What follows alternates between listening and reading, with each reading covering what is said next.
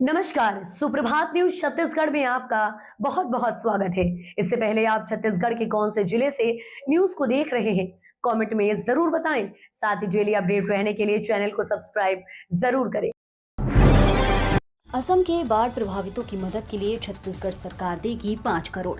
असम में बाढ़ से उत्पन्न गंभीर परिस्थितियों के बीच मुख्यमंत्री विष्णुदेव साय ने मानवीय संवेदना और अंतर्राज्यीय सहयोग की भावना के साथ बाढ़ प्रभावित लोगों की सहायता के लिए छत्तीसगढ़ सरकार की ओर से 5 करोड़ रुपए की सहायता राशि प्रदान करने का निर्णय लिया है। ये राशि असम में चल रहे राहत एवं पुनर्वास कार्यों में सहयोग के लिए प्रदान की जाएगी। मुख्यमंत्री साय ने असम के मुख्यमंत्री हेमंत बिस्वा शर्मा से दूरभाष पर चर्चा कर राज्य में बाढ़ से उत्पन्न परिस्थितियों की जानकारी ली। उन्होंने बाढ़ के कारण प्रभावित परिवारों के प्रति गहरी संवेदना व्यक्त करते हुए कहा कि प्राकृतिक आपदा की इस कठिन घड़ी में छत्तीसगढ़ की जनता असम के अपने भाई बहनों के साथ पूरी एकजुटता से खड़ी है। शिक्षा विभाग में 15 अगस्त तक पूरी होगी पदोन्नति प्रक्रिया, डीपीआई ने दिए सख्त निर्देश। स्कूल शिक्षा विभाग में विभिन्न लिपिकीय, आलिपिकीय, शैक्षणिक एवं प्रशासनिक पदों पर पदोन्नति की प्रक्रिया 15 अगस्त तक अनिवार्य रूप से पूरी की जानी है। इसे लेकर लोक शिक्षण संचालनालय ने सभी संभागीय संयुक्त संचालक और जिला शिक्षा अधिकारियों को आवश्यक कार्यवाही के निर्देश दिए हैं। पदोन्नति प्रक्रिया की प्रगति की समीक्षा और संबंधित विषयों पर चर्चा के लिए आज 10 अगस्त को दोपहर 3 बजे से वीडियो कॉन्फ्रेंसिंग आयोजित की जाएगी। डीपीआई ने अधिकारियों को निर्देशित किया है कि वीडियो कॉन्फ्रेंसिंग में पदोन्नति से संबंधित सभी बिंदुओं और पूर्व में मांगी गई जानकारी के साथ उपस्थित रहें। 15 अगस्त पर सीएम विष्णुदेव साय से लेकर मंत्रियों, सांसदों तक की ड्यूटी तय। छत्तीसगढ़ में स्वतंत्रता दिवस को लेकर तैयारियां तेज हो गई हैं। 15 अगस्त 2026 को प्रदेश के अलग अलग जिला मुख्यालय में होने वाले मुख्य समारोह में कौन कौन कहां ध्वजारोहण करेगा, इसकी सूची सामान्य प्रशासन विभाग ने जारी कर दी है। जारी आदेश के मुताबिक मुख्यमंत्री विष्णुदेव साय रायपुर में ध्वजारोहण कर परेड की सलामी लेंगे। वहीं केंद्रीय राज्य मंत्री, डिप्टी सीएम, मंत्री, सांसद और विधायक अलग अलग जिलों में स्वतंत्रता दिवस समारोह के मुख्य अतिथि होंगे। मलेरिया, डेंगू और जल जनित बीमारियों की रोकथाम को लेकर रोटरी ई क्लब की बड़ी पहल। मच्छर और जल जनित बीमारियों की रोकथाम को लेकर rotary E club of Bilaspur United ने कोटा क्षेत्र में सेवा और जागरूकता की पहल की है, जिसके तहत आज जिले के ओरापानी आंगनवाड़ी केंद्र में आयोजित कार्यक्रम में जरूरतमंद परिवारों को 1500 मच्छरदानी और 500 क्लोरीन की बोतलें वितरित की गई। इस दौरान ग्रामीणों को मलेरिया, डेंगू समेत अन्य मच्छर जनित बीमारियों से बचाव और सुरक्षित पेयजल के इस्तेमाल की जानकारी दी गई। कार्यक्रम के दौरान स्वास्थ्य जांच एवं डायग्नोस्टिक कैंप भी लगाया गया। इसमें ग्रामीणों की स्वास्थ्य जांच कर आवश्यक चिकित्सकीय परामर्श दिया गया। कनकी धाम जाने वाले कावड़ियों की सुरक्षा के लिए पुलिस अलर्ट, हुड़दंगियों पर होगी सख्त कार्यवाही। कोरबा जिले में सावन आज सोमवार को कनकी धाम पहुंचने वाले कावड़ियों और श्रद्धालुओं की सुरक्षा को लेकर पुलिस ने विशेष तैयारी की है। धार्मिक यात्रा के दौरान हुड़दंग, तेज रफ्तार बाइक चलाने, फटे साइलेंसर से शोर करने और शराब के नशे में वाहन चलाने वालों को पुलिस की विशेष निगरानी रहेगी। सुरक्षा व्यवस्था के लिए विशेष पेट्रोलिंग टीम तैनात करने के साथ संवेदनशील मार्गों और प्रमुख चौक चौराहों पर अतिरिक्त बल लगाया जाएगा। हाईकोर्ट में आज से लागू होगा नया शेड्यूल, 4 डिवीजन बेंचों में होगी सुनवाई। छत्तीसगढ़ हाईकोर्ट में आज सोमवार से नया न्यायिक रोस्टर लागू हो जाएगा। चीफ जस्टिस की ओर से जारी नए रोस्टर के तहत डिवीजन बेंच और सिंगल बेंच में मामलों का नए सिरे से बंटवारा किया गया है। इसका उद्देश्य विभिन्न प्रकार के मामलों की सुनवाई को अधिक व्यवस्थित और समयबद्ध बनाना है। नए रोस्टर के अनुसार 4 डिवीजन बेंच अलग अलग श्रेणी के मामलों की सुनवाई करेगी, जबकि सिंगल बेंचों को भी विषयवार और वर्षवार जिम्मेदारियां सौंपी गई हैं। दुर्ग में खनिज विभाग की बड़ी कार्यवाही, 42 खदानों के उत्खनन पट्टे निरस्त। छत्तीसगढ़ के दुर्ग जिले में खनिज विभाग ने बड़ी कार्यवाही करते हुए 42 खदानों के उत्खनन पट्टे निरस्त करने का आदेश जारी किया है। कलेक्टर के अनुमोदन के बाद उप संचालक खनिज प्रशासन जिला दुर्ग ने यह कार्यवाही की है। विभागीय जांच और निरीक्षण के दौरान इन खदानों में खनिज नियमों के अनुरूप संचालन नहीं पाया गया। कई खदानों में 1 साल से भी अधिक समय से खनन उत्पादन का काम बंद है। खनिज विभाग की इस कार्यवाही के बाद संबंधित पट्टेदारों को बड़ा झटका लगा है। निरस्त किए गए उत्खनन पट्टों में सबसे अधिक 27 चूना पत्थर की खदानें शामिल। इसके अलावा 1 डोलोमाइट, 2 क्वार्टजाइट और 12 मिट्टी के उत्खनन पट्टे भी निरस्त किए गए हैं। कभी भी खोला जा सकता है मिनी माता बांगो जलाशय का गेट, अलर्ट जारी। छत्तीसगढ़ के कोरबा जिले की मिनी माता बांगो जलाशय में बारिश के साथ ही जलभराव में वृद्धि हुई है। बांगो जलाशय के कार्यपालन अभियंता एस.के. भारती से प्राप्त जानकारी के अनुसार आज की स्थिति में बांगो जलाशय में जलभराव 89.55% है। जलाशय में पानी की आवक बढ़ने पर कभी भी मिनी माता जलाशय का गेट खोलकर पानी बहाया जा सकता है। वर्षा काल 2026 के दौरान आवश्यक्रता होने पर मिनी माता बांगो बांध माचा डोली से हसदेव नदी में पानी प्रभावित किया जाएगा। कार्यपालन अभियंता एस.के. भारती मिनी माता हसदेव बांगो बांध संभाग क्रमांक 3 माचाटोली ने सर्वसाधारण एवं कार्य संबंधितों को सूचित किया है कि मिनी माता भांगो जलाशय में बारिश के साथ ही जलभराव में वृद्धि हुई है। कचरे से बनेगी ग्रीन गैस। प्रदेश में कंप्रेस्ड बायोगैस प्लांट से किसानों की आमदनी भी बढ़ेगी। छत्तीसगढ़ में हर साल निकलने वाले करीब 150 लाख टन पैरा, 18 लाख टन से ज्यादा गोबर और 6 लाख टन से अधिक घरेलू जैविक कचरे से अब स्वच्छ ईंधन तैयार होगा।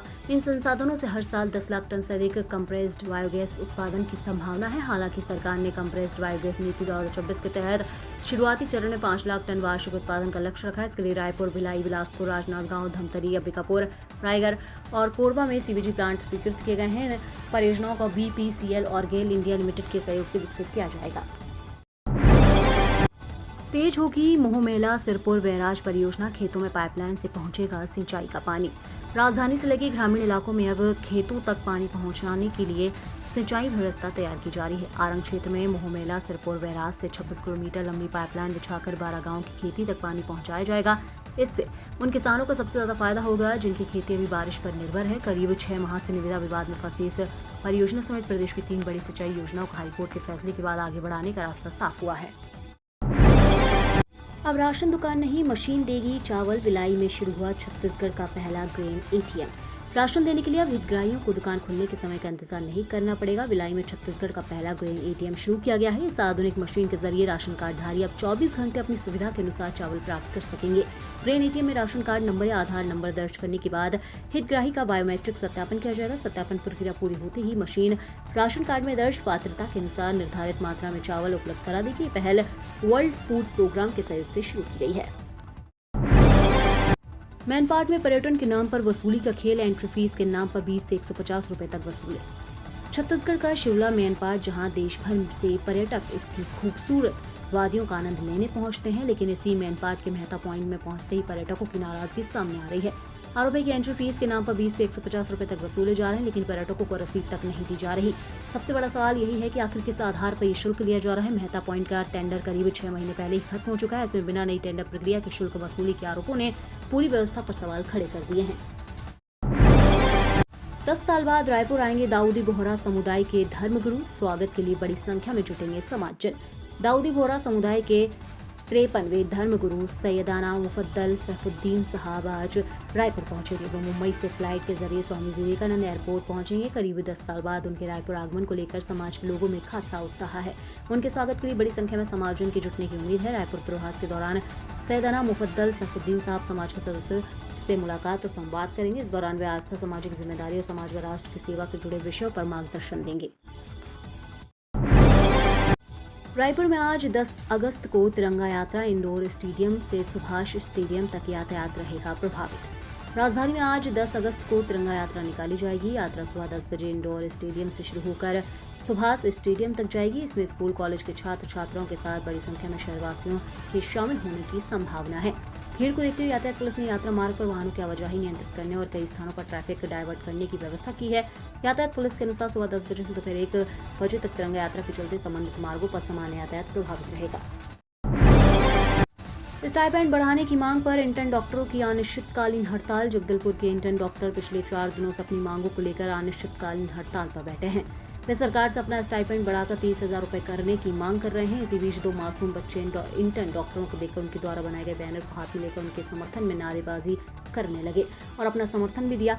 बता दें कि मेडिकल कॉलेज डिबरापाल के इंटर्न डॉक्टर पिछले 4 दिनों से अपना स्टाइपेंड बढ़ाने की मांग को लेकर अनिश्चितकालीन हड़ताल पर चढ़े गए हैं। वहीं आज इंटर्न डॉक्टरों ने सरकार तक अपनी बात पहुंचाने के लिए एक गीत के माध्यम से अपनी मांग पूरी करने की गुजारिश की।